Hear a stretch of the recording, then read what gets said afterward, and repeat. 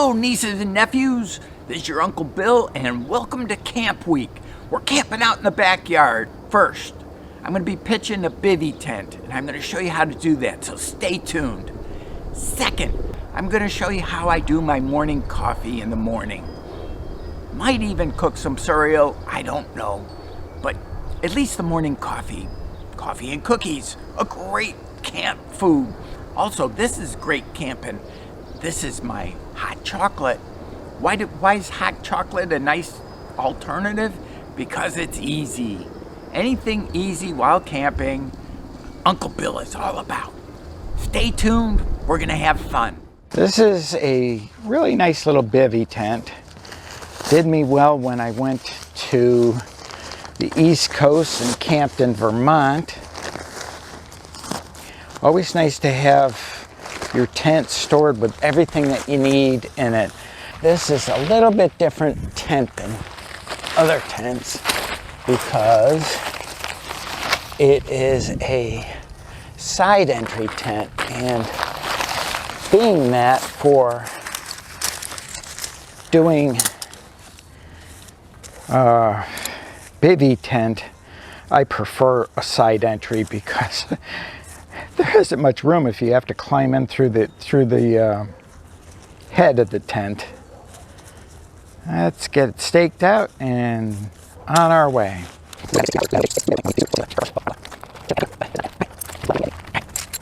The ground cloth is almost all staked out. Now time for the rest of the tent. There's a fly.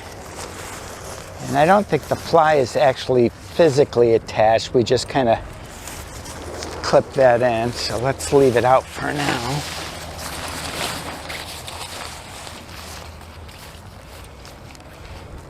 Although it kind of wants to stay in. Here we go. Come on off of there. Oh, it's been so long since I've set this thing up. A couple of years, actually. Well, not really, because I have set it up for videos. Out of the way.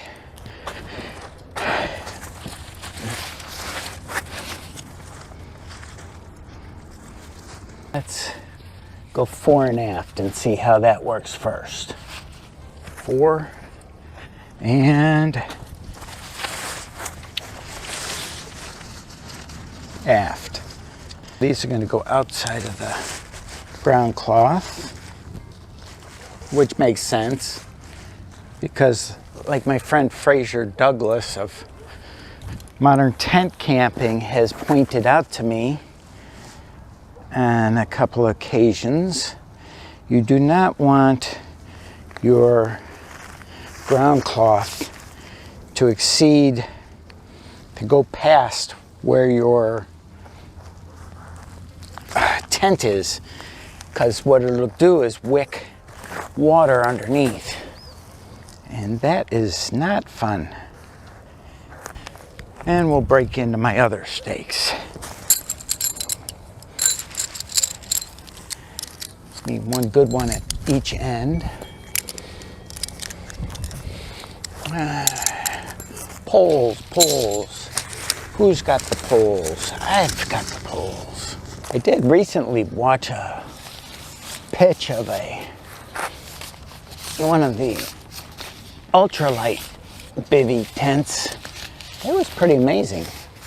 I was very impressed. Here's the pitch on this. It's taking shape rapidly. Last time I had this was at the Dar Campgrounds, Daughters of the American Revolution. There wasn't even enough dirt to hold these stakes in.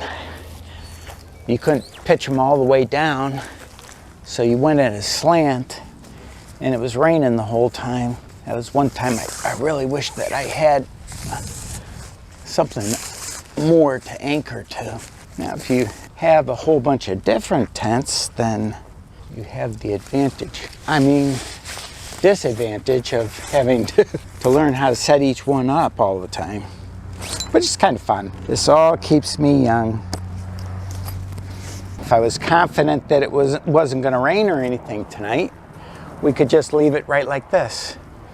There we have the outer part of the tent set up. The way to get in here, let me bring you over so you can see just really quickly.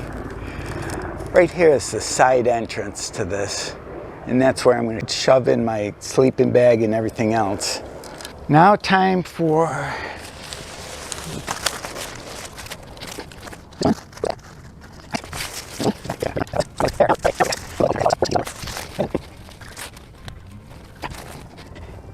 now there isn't really, this is more for ventilation, this part of the tent right here, to get some air into the tent. And we're done. We are done, done. And it's time to go get the rest of our stuff and see how everything fits. We're gonna put our sleeping bag in there, our sleeping pad, and just have a grand old time. Using stop motion and a different angle, we sped things up. Bags in place. As you can see, there isn't a whole lot of room. There's my headroom. Got a lot more room in the head. But down at the feet, when you add in the air pad and nice billowy sleeping bag, it's very important to have head clearance all the way through so that you don't get wet. There you have it. We pitched the tent. Why do they call them s'mores? Because you always want some more. What is in a s'more? A graham cracker. I couldn't find any graham crackers, so I got gaminisas. It's like a Mexican version of a graham cracker. Also, I have marshmallows and chocolate. The 3 ingredients you need for s'mores. And I want to share it with you before it gets dark. There's what a gamisa looks like. Nice little graham cracker. And we'll put a couple here. And let's get the chocolate ready too, because that needs to be ready. There we go. That's a little bit much for chocolate for the first go round, so let's half that. Oh, it is. There we go. Half of it. And 1 marshmallow for eating, 1 marshmallow for making a s'more. That one needs to be eaten. That's our, woo! Oh yeah, let's remove the burnt stuff and keep cooking. Oh, that one looks good. The big one. That's gonna be my s'more. Put it in there. And put the top on. Oh yeah, that's big. It is big. I should have had smaller marshmallows. Come on out of there. There. And then now we have more to, and we can just get those right off the top here.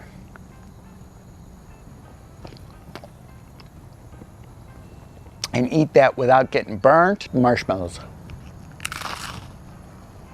Mmm.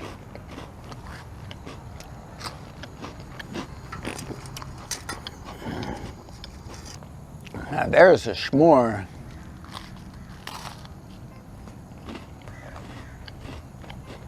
Mmm. All right, we're gonna get this one nice and toasty and then put it in. All right, now we're gonna have heat, because that's the way. Oh yeah, get on there and get in there. S'mores number 2. Something about burnt sugar tastes good, especially when it's a marshmallow. Oh, if I had a telephoto out, I would show you the moon. Yum. Okay, time for more chocolate. And smush, hold, pull. Ooh, that was a good one. Okay. We've redeemed our s'mores making certificate from s'mores school. And why did they call it s'mores? Because you always want some s'more. Stay tuned, we're gonna maybe have the campfire next. at night. Nothing is more relaxing than sitting by the fire. I feel like I should be able to just grab it and move it towards me, but that would be a big mistake. Tonight I feel like climbing in right into it.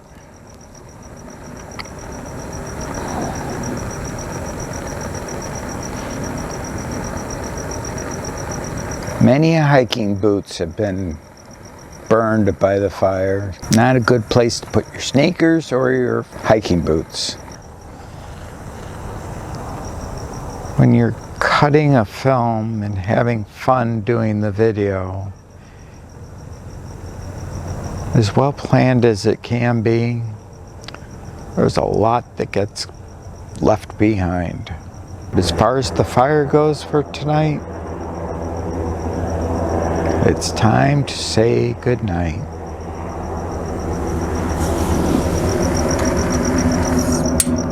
Oh, here it is, super late. And that little white dot right there, that is the moon. It was heavy dew already tonight. You can see that, well, actually you can't see it because I'm not pointing you at it. I'm pointing you at me. And I hope I'm pointing you at me. It's been a long day. Camping. Tomorrow we're going to make coffee. I finally did find where I put my dripper because I was going to end up having to make French press coffee, and that is not my favorite because, not because it doesn't taste good, because I don't like cleaning the pot.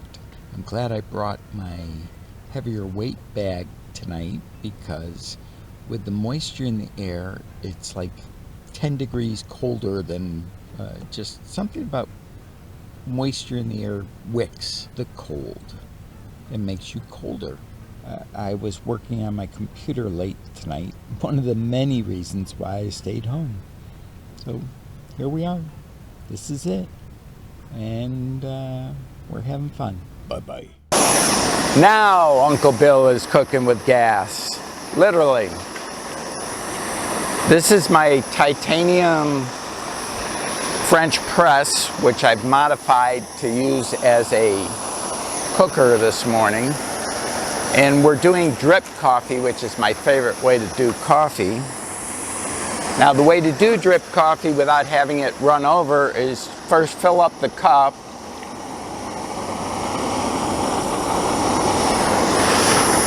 That way you know that the cup isn't going to overflow.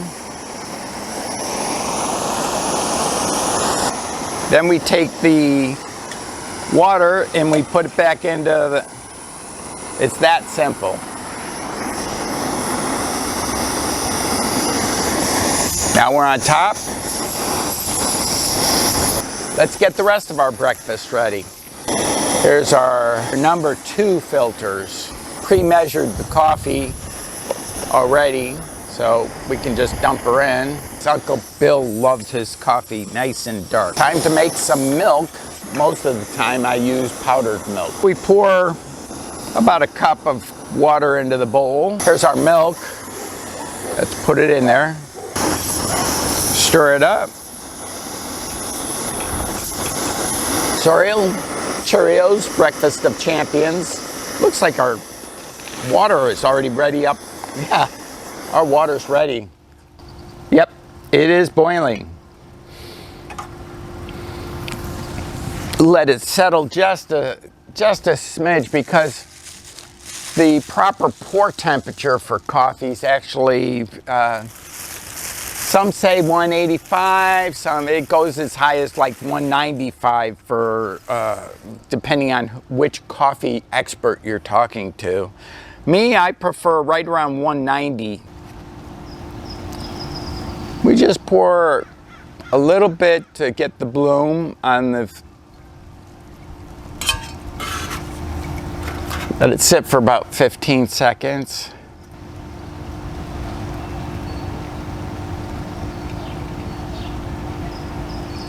And we can get more serious about brewing our coffee this morning.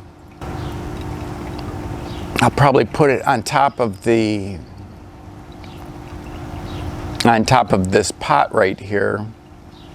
If I go over the top of the filter, this cone will actually start leaking it over the side. So, because I have tried, I couldn't find my MSI. They have a full size number 4 coffee dripper that works great, and I own one. I just don't remember where it is. I think it's in my bug out bag, but I'm not sure, and I didn't want to go through another thing last night. This is a great, the Bestegart. It is actually a French press, and I was too lazy to take the French press apart last night, so you just take a regular top from, I think I got that at Walmart, and it goes on there. Coffee's looking great. As a matter of fact, why don't we just switch her over so that I can, doesn't take long for it to cool down either. This is already cold, which is one of the nice things about titanium.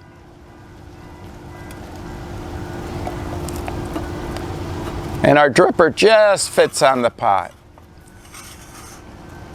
Let's see how our coffee tastes.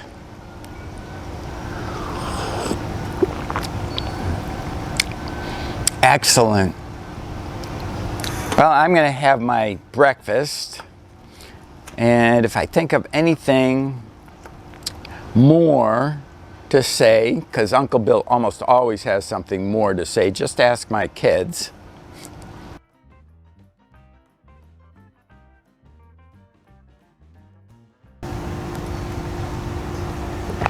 There we are. No more coffee. Every day this side of the dirt is a great day. Go out there, have some fun, and stay safe. Love you all. Thank you. Bye-bye. And now time to pack up and call it a day. Thank you for watching this video. If you like it, please give me a thumbs up and subscribe. And here's some more videos to watch.